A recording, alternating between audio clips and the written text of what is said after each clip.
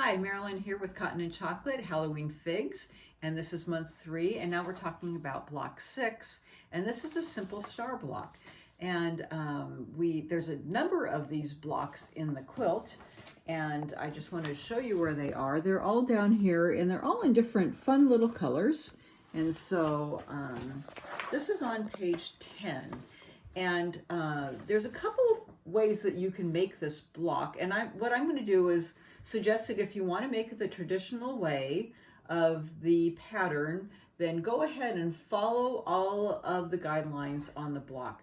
Today, I'm going to show you how I make these simple stars, and it's using the Deb Tucker wing clipper. I love this way, and the reason I love it is that you make the pieces a little bit bigger and you cut them down to size. They turn out perfect. They're a quick, easy way to make them. And so just watch it and see if you like it, okay? But there is different cutting.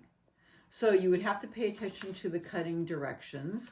So you're going to be using the orange zigzag, the cream with gray circles, and the ivory solid. And you make 2 blocks. Okay, so these have just 2 different backgrounds. The cream with gray circles is one background, and the ivory solid is a different background. Both of them have the zigzag. So the cutting would be from the 3 1/8 strip of orange zigzag. You need 2 2.5 inch squares for A, and that's the same. But for number B, rather than 1.5 inch squares, you need 8 2-inch squares. That's the first difference to use the wing clipper. From the cream with gray circles, number C, you need 4 1.5 inch squares. That's correct. But for number D, you need 1 3.5 inch square. That's the change. And from ivory solid, you do need for C 4 1.5 inch squares. Those are those little squares on the outside of the block. But for number D, rather than the 1 by 2.5 inch squares, you need 1 3.5 inch square. Okay, so those are the changes. Now I'm going to show you how I make the block. Pretty cool. Okay, so the base are those big 3.5 inch squares. So one is the little gray circles and one is the ivory that I've already used for the sample. And you're going to take those zigzag 2-inch squares, and I use, oh dear, where's my ruler? Okay, let me show you. It's somewhere around here that I draw lines with. Oh, I have another one. Okay. This is called the Quilter's Magic Wand, and it's also by Studio 180 Deb Tucker. And what you do is you draw a line with your pencil that's somewhere. How do you lose stuff? You know, I bet, oh, here it is right in front of me. I had it ready for you all along. They come in different colors. So you see I have a couple different colors depending upon which fabric you have. And on this ruler, it has a little line etched right down the middle. So you place this on your square, the wrong side, and there's the point here and a point here, and then you take your pencil and you draw on each side of the line. So this is where you sew, okay? So what I did ahead of time is I mark that on all of my little squares that I'm gonna sew. So I have them all marked. Now what you do is you lay those squares on right sides together on the 3.5 inch square, and I did it on my ivory. And you just scooch them in about 1/8 of an inch.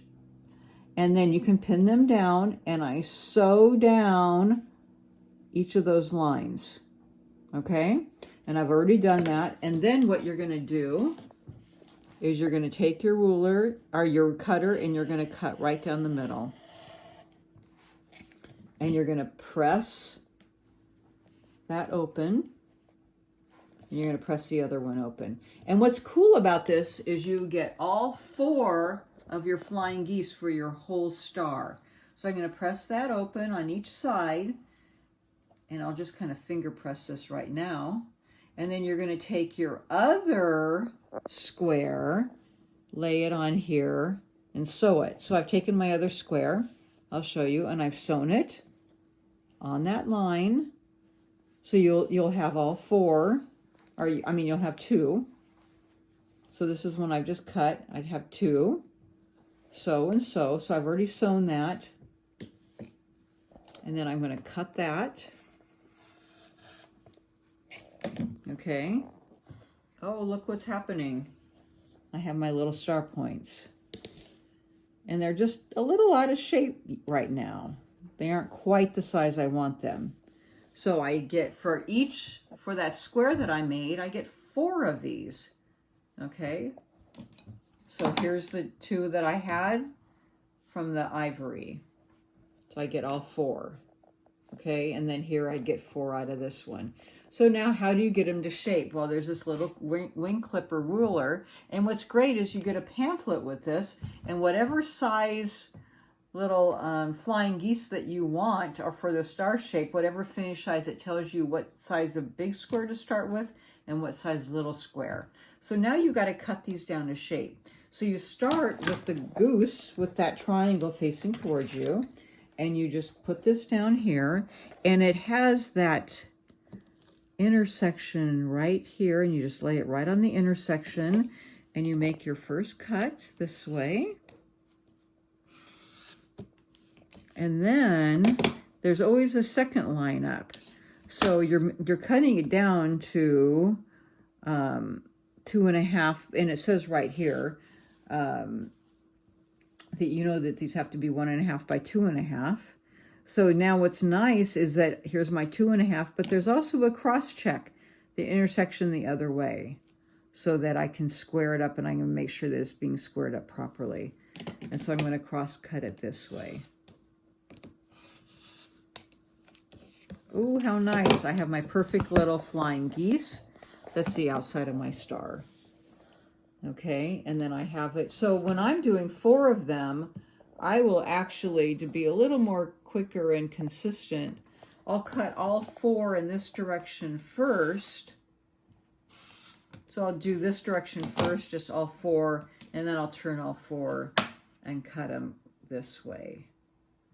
So I make all kinds of sizes using this tool, and it works out very, very nice. So now I already have 4 of my star points on that side.